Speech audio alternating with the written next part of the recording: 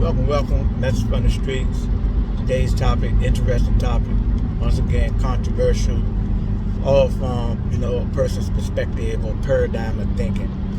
And my conclusion is that most parents attempt to tell their children the truth and to tell their children the truth. And even if this truth isn't truth, but it's the truth that they know. I'm going right on into, a lot of the customs of the lands, a lot of the ideology of what this country is built off of is not true. But coming up, parents, particularly certain parents, they teach their children these things about this country. And we can see that it's not true. Because if it was true, the conditions of this country wouldn't be what it is today. There's some concepts of what's being taught about the country that has some validity to it, but the overall projection of the country is an illusion.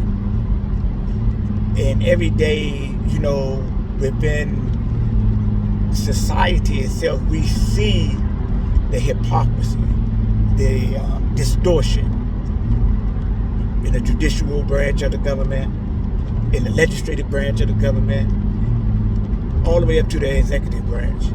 A lot of deceptions, falsehood, a lot of criminal activity, which has trickled down, and it's coming to a head. And it's come to the head to the point where the Americans are in trouble because of the American government. Let me say that again. Americans are in trouble because of the American government. The government has been shiesty in their dealings, for a long time now, selling parts of America, selling,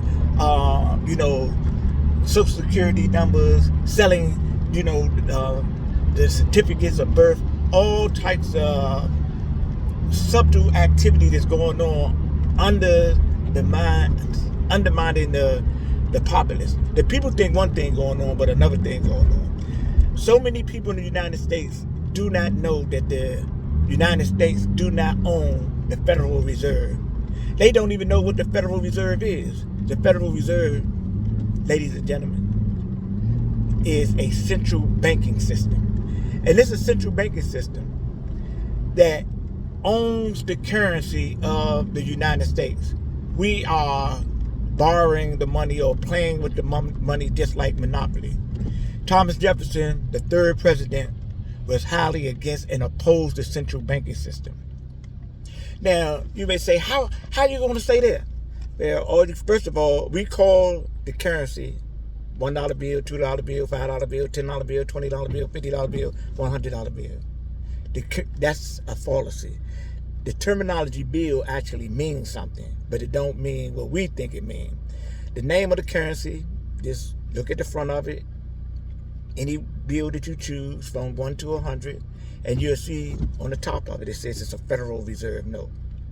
And most Americans do not know that the United States do not own the Federal Reserve. And by the United States not owning the Federal Reserve, you got to ask yourself, how is this so? Well, you just got to ask yourself again. If the United States own the Federal Reserve, why do the United States borrow money from the Federal Reserve, and then the American people owe the bill from the money that the United States government borrowed?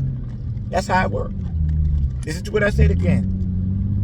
The United States borrow the money from the Federal Reserve, which name is written on the top of each bill, and then the people pay the bill, and that's what we got. We got the bills. We paying the bills by exchanging the currency every day. Now, this might don't mean a whole lot to some people, but to the people that have minds to comprehend, this is a big deal and a big issue, because that's saying that the bankers are the ones that own the United States. The government don't own the United States. The government work for the bankers. And this is one of many fallacies or falsehoods or illusions that, that people teach their children about, democracy and, the American way and how it's the greatest government and things of that nature on the planet. Only thing you got to ask yourself, if that was so, why is the conditions of this civilization, so-called civilization, is what it is? Because it's corrupt. It needs some adjustments. But the traditionalists from the parties or the controllers, the overlords, they don't want it to change because it's benefiting them and their agenda for the future, for them and their children. Them and their children are not the children of the masses or the populist children. It's the children of the government. And someone, luck up, hit the lottery, or, somehow get entangled with the blue bloods or whatever, and get a little sample of it, get a little lightsaber or something. But most of the people are going to drown in whatever catastrophes come towards the United States because of the wicked, crooked dealing that the United States government has manifested. The seeds that have been sown must be reaped. And most of the reaping is going to be done by the people.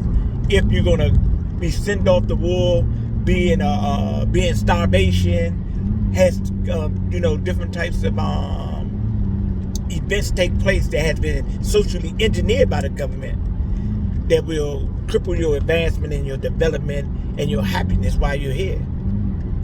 And there's only but one way that this can change.